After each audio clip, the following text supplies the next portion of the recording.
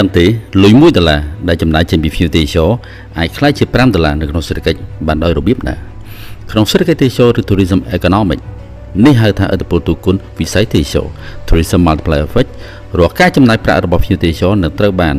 យកទៅធ្វើជាចំណាយបន្តបន្ទាប់ទៀតឬចល័តជាច្រើនដងរហូតបានទៅជាចំណូលសរុបដល់ទៅ2 3 4ឬ5ដងឬច្រើនជាងនេះនៅក្នុងសេដ្ឋកិច្ចដំបូងភ្ញៀវចំណាយលុយក្នុងសណ្ឋាគារឬភោជនីយដ្ឋានឬអាជីវកម្មទាំងឡាយណាដែលរកស៊ីផ្ទាល់ជាមួយនឹងវិស័យទេសចរនេះហៅថាឥទ្ធិពលផ្ទាល់ឬ direct impact បន្ទាប់មកអាជីវកម្មទាំងនោះនឹងបង់ប្រាក់ខែឲ្យបុគ្គលិកដែលជាឥទ្ធិពលប្រយោលឬហៅថា indirect impact នឹងបង់ប្រាក់តាមរយៈការទិញទំនិញក្នុងស្រុកដែលជាឥទ្ធិពលជំរុញបន្តឬហៅថា induced impact ទូគុណឬ multiplier ខ្ពស់មានន័យថាវិស័យទេសចរចូលរួមបង្កើតការងារបង្កើនចំណូលជាតិនិងជំរុញកំណើនសេដ្ឋកិច្ចជាតិទាំងមូល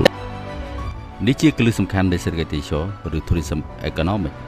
តាមដាន VC economy សម្រាប់ចំណេះដឹងអប់រំនិងអាជីវកម្ម